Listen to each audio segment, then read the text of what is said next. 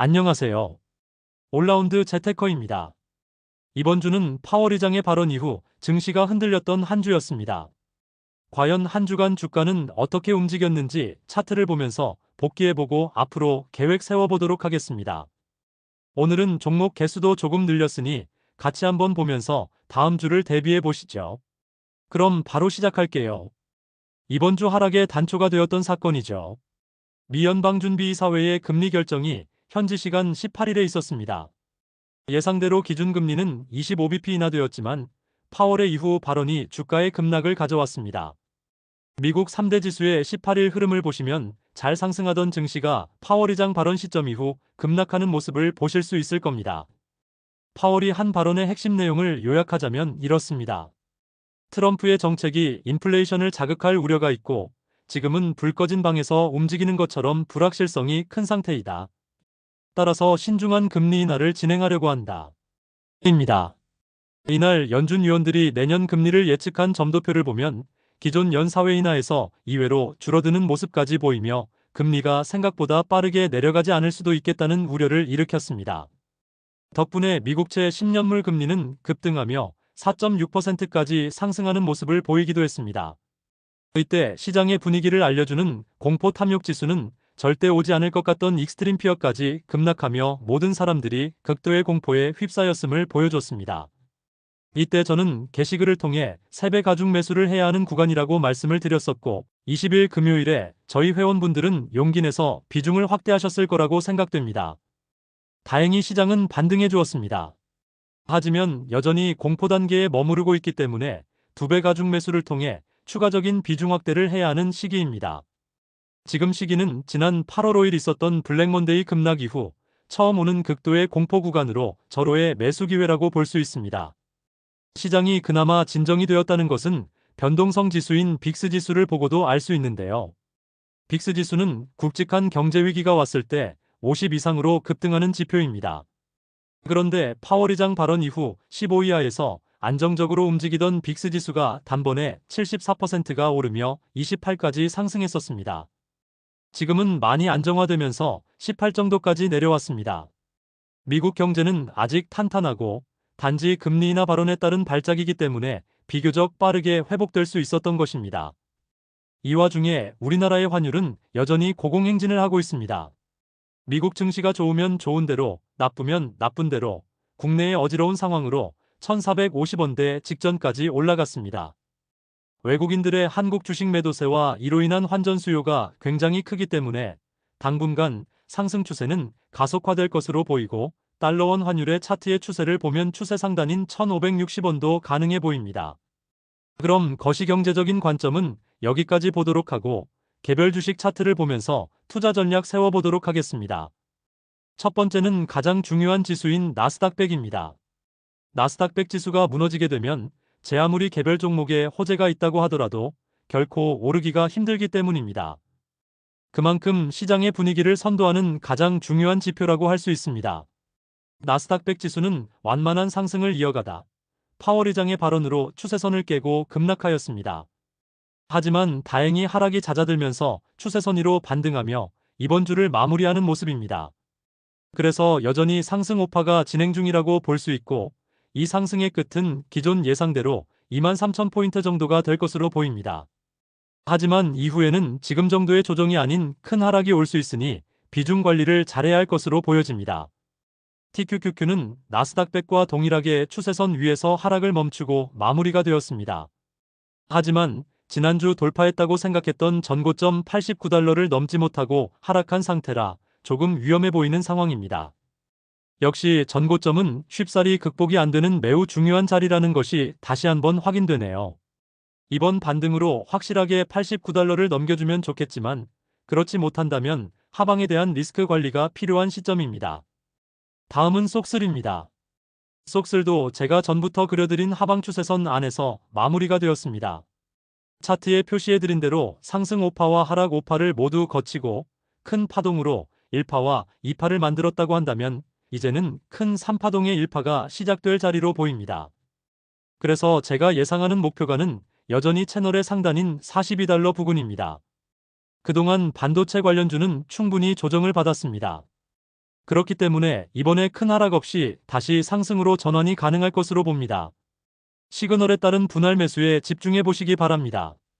반도체 대장주인 엔비디아 2배 레버리지 상품인 NVDL입니다. NVDL은 대중 규제 이슈 이후 급락과 반등을 반복하며 박스권에 갇혀 있었습니다. 전부터 추세하단인 $60 부근까지 하락할 수도 있다고 말씀드렸었는데 실제로 $60까지 하락 후 밑꼬리를 길게 달고 반등하는 모습입니다. 이제는 추세 상단인 $85 정도까지 반등할 수 있을 것으로 보입니다. 그동안 오랫동안 조정을 받은 만큼 테슬라가 조정받는 지금 순환매가 이루어지기를 기대하고 있습니다.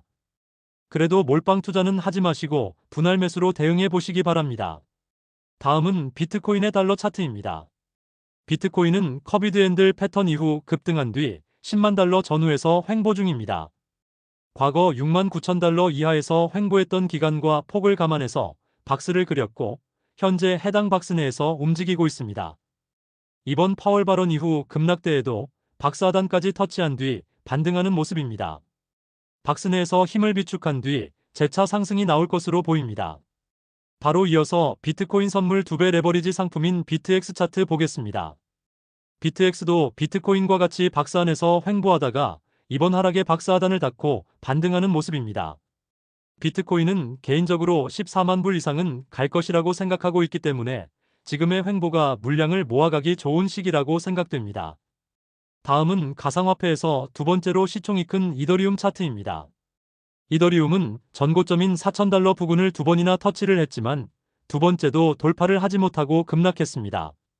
하지만 다행스럽게 $3,100 부근에서 반등하여 $3,500 선까지 회복된 모습입니다.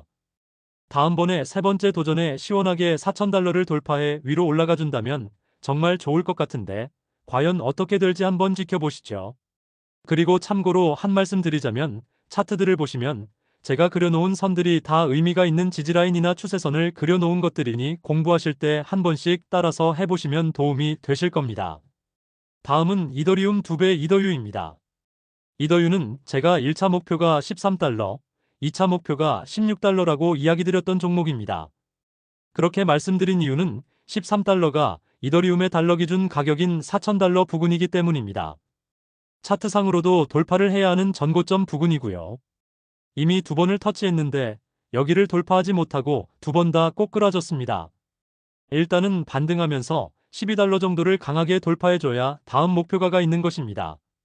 이번에는 $12 위에서 강한 양봉이 한번 나와주길 기대해봅니다. 다음 종목은 TSLL입니다.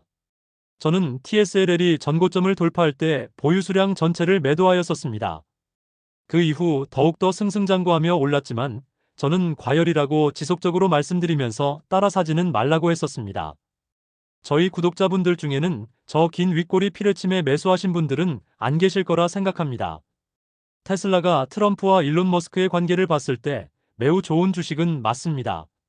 하지만 단기간에 너무나도 급등했기 때문에 단기 투자 목적인 레버리지 상품은 리스크 관리를 해야 합니다.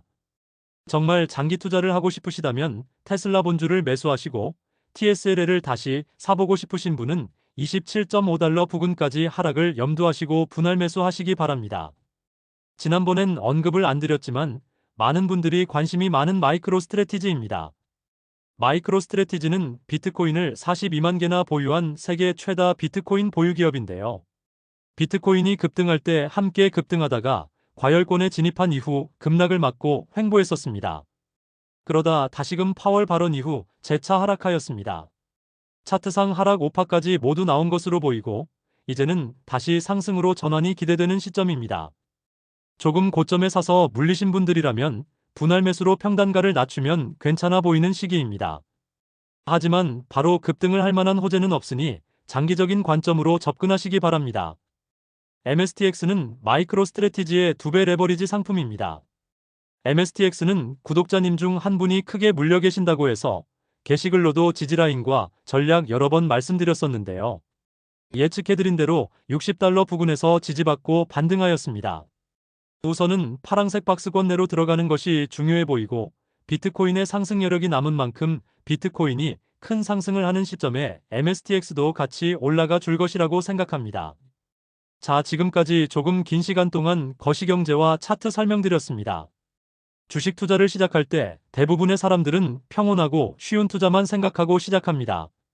하지만 시장은 그렇게 만만하지 않습니다. 그럴 때마다 일희일비하고 남 탓하고 비관하고 그러다가는 오래 투자하기 어렵습니다. 자신이 저질러진 일에 대한 반성과 복구 전략이 있으면 언제든지 다시 일어날 수 있습니다. 이번 주 있었던 하락 정도는 아마 남은 여생 투자하시는데 수도 없이 반복적으로 일어날 겁니다. 경제 위기가 온 것도 아니었고 고작 나스닥 5% 하락에도 힘들어지는 멘탈이라면 주식 투자는 접으시는 게 건강에 좋습니다. 그래도 투자를 계속 이어가시겠다면 제가 도움이 되보도록 노력하겠습니다. 여러분들께 도움을 드리기 위해 멤버십도 함께 운영해 보려고 합니다. 이미 1단계 멤버십인 올제 포트폴리오 구경하기는 여러분들이 함께 해주시고 계신데요. 좀 더 구체적이고 직접적인 소통이 가능한 단계를 하나 더 만들었습니다. 만약 도움이 필요하시다면 함께 해주세요.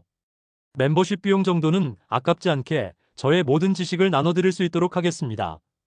하지만 한 가지 중요한 사실은 저는 투자에 대한 정보나 조언을 제공하지만 모든 결정은 본인이 하셔야 한다는 점 꼭 명심하시기 바랍니다. 오늘 영상은 여기까지 하겠습니다.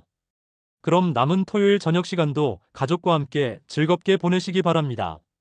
감사합니다.